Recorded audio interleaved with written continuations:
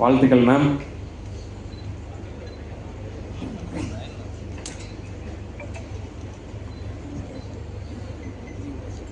இங்கே வந்திருக்கும் அனைவருக்கும், பத்திரிகை நண்பர்களுக்கும், ஊடகங்களுக்கும்,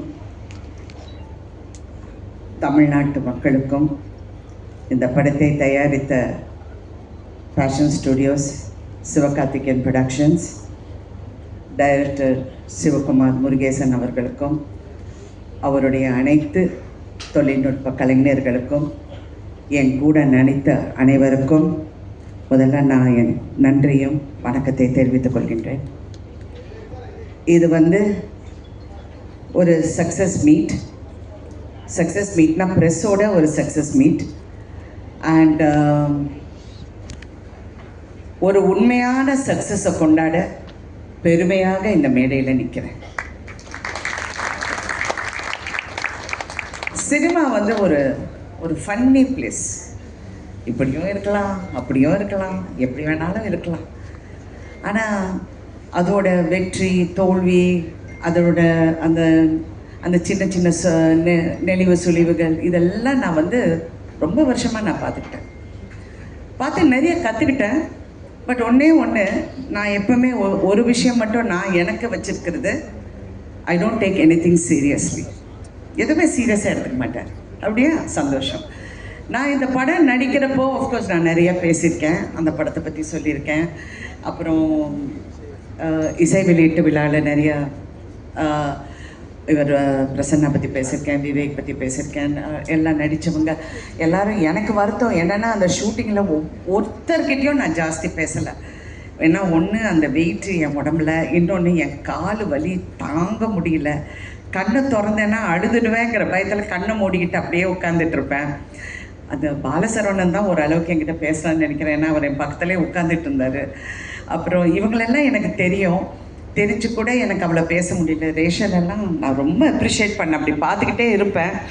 அப்புறம் இந்த மருமகளாக அந்த 3 பொண்ணுங்களும், ஐயோப்பா என்ன performance, what is this performance, fantastic. இதில் முக்கியமாக இந்த படத்தை பற்றி பேசணுன்னா, இது ஒரு உண்மையான சக்ஸஸ்ங்கிறத தாண்டி நான் நிறைய எழுதி வச்சேன்.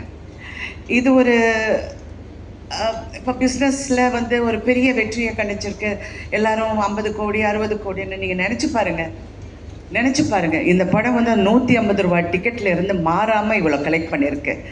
இப்போ சில பெரிய ஹீரோஸ் அந்த பெரிய படங்கள் வரும்போது 1500 200 2000 ரூபாய்க்கெல்லாம் டிக்கெட் விற்று அந்த கலெக்ஷன் அப்படி வந்திருக்குன்னா, if you look at it rightfully, we have done better then everybody else. Ticket ப்ரைஸை நியாயமாக வச்சு பெண்களுக்காக போய் இந்த படத்தை சேர வேண்டும், அவங்கள கஷ்டப்படுத்தக்கூடாதுன்னு அந்த டிக்கெட் ப்ரைஸ் அப்படியே வச்சு இன்ன வரைக்கும் உண்மையான சக்ஸஸ் அதுதான். ஏன்னா இந்த பிஸ்னஸ் அப்படின்னு பேசணுன்னா இதை நான் சொல்லி தான் ஆகணும். இதில் டைரக்டரை பற்றி நான் பேசணும். அவர் அதிகமாக பேச மாட்டாருன்னா இன்றைக்கி பரவாயில்ல, மேடையில் கொஞ்சம் நல்லாவே பேசினார். எல்லாருக்கும் நன்றி சொல்லி, உண்மையிலே நீங்கள் எல்லாருமே பிரமாதமாக வேலை பார்த்தீங்க.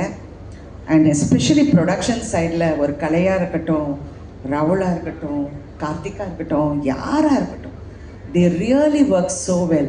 ஆனால் முக்கியமாக இதில் சிவகார்த்திகேயனை நான் என்ன சொல்கிறேன்னா, என்ன கேட்டாலும் அவருக்கு தெரியும், அப்டேட்லேயே இருக்கார். ப்ரொடியூசர்னால் இப்படி இருக்கணும். ஏன்னா நான் ஒரு ப்ரொடியூசர்னால I can understand and I appreciated that quality in you. He was updated about everything. என்கிட்ட சொல்லாரு, நீங்கள் அந்த சீனில் நடந்து வரீங்க பாருங்க. எனக்கு என்ன நடந்து வர பற்றியே பேசுகிறாரு, என்ன இது நடந்து வருதுன்னு நான் நினச்சிக்கிட்டு இருந்தேன். படம் தியேட்டரில் பார்க்கும்போது தான் எனக்கு தெரிஞ்சுது. ஆனால் இதில் ஒரு பெரிய உண்மை மதிப்புக்குரிய கமல்ஹாசன் அவர்கள் சொன்னார், ராதிகா இந்த படம் ஜெயிக்கணும். இது ஏன் ஜெயிக்கணும் அப்படிங்கிறதுக்கு அவர் ஒரு காரணம் சொன்னார். இந்த படம் இந்த படம் ஓடலைன்னா எல்லாரும் ராதிகாவை பற்றி பேசுவாங்க. நீ நல்லா நடிச்சிருக்க, பிரமாதமாக நடிச்சிருக்கேங்கிறது நான் படம் வரதுக்கு முன்னாடியே நானே சொல்லிட்டேன். ஆனால் இந்த படம் ஜெயிச்சா சிவகுமார் முருகேசன் ஜெயிக்கணும். அவர் கூட இருக்கிற அத்தனை பேரும் ஜெயிக்கணும். மியூசிக்கில் இருந்து, கேமராவில் இருந்து, அதுவும் அதில் நடித்த ஒவ்வொரு கதாபாத்திரமும் ஜெயிக்கணும். அதுக்காக இந்த படம் ஓடணும்னு சொன்னார். சிவா உங்ககிட்டயும் அது சொன்னாரா? சொன்னார். I really thought it is true. ஏன்னா ஒரு காலகட்டத்திலையும் ஒரு டைரக்டர் வந்து சினிமாவை மாற்றுவாங்க. ஒரு மதிப்புக்குரிய ஸ்ரீதர் அவர்கள் வந்தார், பாலச்சந்தர் சார் அவர்கள் வந்தார், அப்புறம் பாரதிராஜ், என் குரு பாரதிராஜா அவர்கள் வந்தார். எல்லாரும் சொன்னார் பாரதி ராஜா போல் அவர்னு. பாரதி ராஜா அவர்களுக்கு ஒரு தனி பாணி. ஆனால் Sivakumar is going to create அவருடைய தனி. அதிகம் பேச மாட்டேன். நான் நினைப்பேன் இந்த சின்ன பையனுக்கு எப்படி இவ்வளோ ஒரு தாட் ப்ராசஸ் இருக்குது அப்படின்னு. நான் அடிக்கடி யூஸ்வலி நான் ஸ்டடி ரொம்ப அது இன்ன வரைக்கும் எனக்கு அது ஒரு ஃபேசினேஷனாகவே இருக்குது. எப்படி வந்து, ஏன்னா நான் ஒவ்வொரு முறை அந்த தியேட்டரில் நின்று படம் பார்க்கும்போது பெண்கள் ஐடென்டிஃபை பண்ணுறாங்க. ஒவ்வொரு பெண்ணை எவ்வளோ சந்தோஷமாக இருக்குது தெரியுங்களா? தியேட்டருக்காரங்க எல்லாம் எவ்வளோ சந்தோஷப்படுறாங்க. மேடம் கூட்டம் வருது மேடம், தியேட்டருக்கு பாருங்கள் எப்படி கூட்டம் வருதுன்னு. எல்லா பெண்களும் அந்த ஒவ்வொரு வசனத்துக்கும், வெறும் பெண்கள் மட்டும் இல்லை, ஹஸ்பண்டும் கூட்டி வராங்க, எல்லாரையும் பிள்ளைங்களும் கூட்டிகிட்டு வராங்க, எல்லாரும் அதை ரசிக்க போது. உண்மையிலே என்னுடைய இவ்வளோ நாள் கலை பயணத்தில் இது நான் பார்க்க கிடைச்சது எனக்கு ஒரு பெரிய பாக்கியம்னு நான் நினைக்கிறேன். ஏன்னா நான் நிறைய பார்த்துட்டேன். நான் ரஜினி சார் கூட நடித்த மூன்று முகம் படம்காக 100 டேஸ்க்காக ஒவ்வொரு ஊருக்கு போகும்போது அது ஒரு ஃப்ரெண்ட்ஸி. ஆனால் அதில் சில்க் ஸ்மிதா இருந்தனால எல்லாரும் சில்க் ஸ்மிதாவை தான் பார்த்தாங்க. நான் சைடில். பட் ஓகே, அதெல்லாம் சும்மா ஐயோ எது சொன்னாலும் ஜோக்காக கூட சொன்னாலும் யோசிக்க வேண்டியதாக இருக்குது. தெரியாமல் சிவகுமார் என் பின்னாடி சிரித்தார். அது மாதிரி இப்போ இந்த படத்தை பார்க்கும்போது நான் சித்திக்கு அப்புறம் நிறைய பெண்களோட ஒரு ரிஃப்ளெக்ஷனை பார்த்தேன் சொசைட்டியில். நான் சீரியல் எடுக்க போதேன் நான் அப்படி தான் நினச்சேன். பட் இதில் டைரக்டர்கிட்ட எனக்கு பிடிச்சது கேரக்டர் பில்டிங். அந்த கேரக்டர்ஸை எப்படி பில்ட் பண்ணணும், அந்த கேரக்டரை எப்படி நம்ம கொண்டு போய் சேர்க்கணும் இங்கிறது அவ்வளோ ஒரு திறமை. அதாவது நீங்கள் பாரதி ராஜா ஒப்பிட்டு நிறைய பேர் சொன்னாங்க, அவர் வந்து தனி கேட்டகரி. அவர் சினிமாவை வந்து ஒரு புரட்சி பண்ணார். கண்டிப்பாக சிவகுமார் நீங்கள் அந்த புரட்சியை நீங்கள் வந்து கடைபிடிச்சி கடைசி வரைக்கும் அந்த புரட்சியை நீங்கள் வந்து அதனால தான் நான் உங்கள் செய்யோட பற்றி திருப்பி நான் பேசுகிறேன். சிவா கரெக்டாக பண்ணுங்கள். அதாவது சிவான்னு உங்களை அவரையும் சொல்கிறேன் சிவான்னு. பட் அவரை நான் இப்போ எஸ்கேன்னு கூப்பிட்றேன். SK1 SK2 இருக்காங்க என் லைஃப்பில். ஒன்று என் ஹஸ்பண்ட் சரத்குமார், இன்னொன்று producer Sivakarthikeyan and actor. So 2 SKs who have changed my life also. ஏன்னா அவர் தான் என்னை வற்புறுத்தி இந்த படத்தை பண்ண சொன்னார். பண்ணியே ஆகணும்னு. நான் முடியவே முடியாதுன்னு. இப்போ உங்களுக்கு தெரியுதா, நேற்றே நான் 6 கதை கேட்டேன். எல்லாமே கிழவி கேரக்டர் வந்து சொன்னாங்க. நான் அப்படியே பார்க்குறேன். அப்புறம் வேற அப்படின்னு முன்னையாவது மதர் கேரக்டர் சொன்னாங்க, இப்போ கிழவி வரைக்கும் போயிட்டாங்க. யோ ஸ்டாப் அப்படின்னு சொல்லி. அதனால் உங்களுக்கு அந்த உங்களுக்கு தெலுங்கு பேசுகிறேன், தெலுங்குலேருந்து ஹைதராபாத்தில் ஷூட்டிங்னால ஆட்டோமேட்டிக். அதனால் உங்களுக்கு அந்த ஒரு ரெஸ்பான்சிபிலிட்டி இருக்குது. அடுத்த படத்தில் நம்ம ஈக்குவலாக செய்கிறோம். Okay okay, thank you. Anyway, so உங்களை பற்றி நான் நிறைய சொல்லிட்டேன். ஆனால் இன்றைக்கி இந்த படத்தை நான் வந்து தியேட்டர்ஸில் பார்க்கும்போது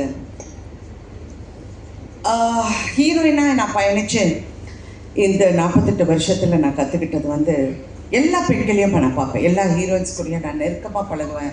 எல்லாரும் எனக்கு ஃப்ரெண்ட்ஸு. எல்லாரையும் பார்க்கும்போது அவங்களுக்குள்ள ஒரு பயம் எப்போவுமே இருக்கும். அடுத்த படம் என்ன, it's a very insecure job, very insecure. அடுத்த படம் என்ன, யங்காக இருக்கணும், அழகாக இருக்கணும், ஸ்லிம்மாக இருக்கணும், வயசு தெரியக்கூடாதுன்னு.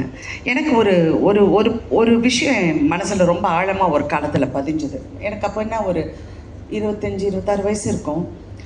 என்னுடைய பர்த்டே வந்து ஏதோ செட்டில் கொண்டாடுறாங்க. அப்போ ப்ரெஸ்ஸில் நிறைய பேர் வந்தாங்க. அப்போல்லாம் பத்திரிக்கை தானே.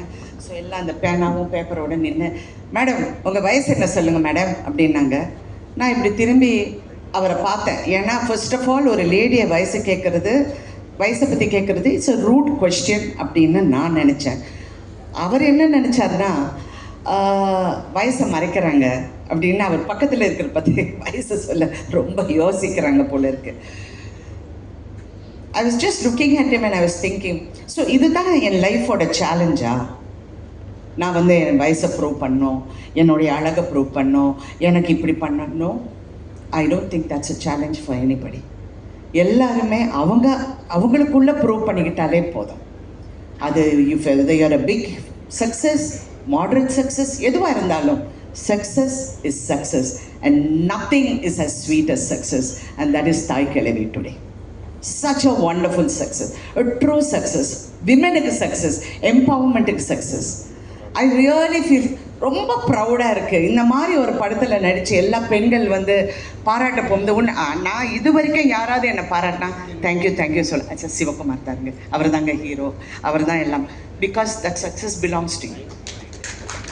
சின்ன பையன் நீ, இன்னொரு சின்ன பையன் சிவகார்த்திகேயன், அதுவும் சுதன் சின்ன பையன் சொல்ல முடியாது, இருந்தாலும் ஒரு ஆண்மகன், பேஷன் ஸ்டுடியோஸோட சுதன் அவர்கள்.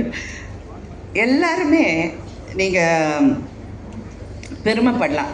நிறைய பேரோட கேரியரை நீங்கள் பெரிய அளவுக்கு லான்ச் பண்ணிருக்கீங்க.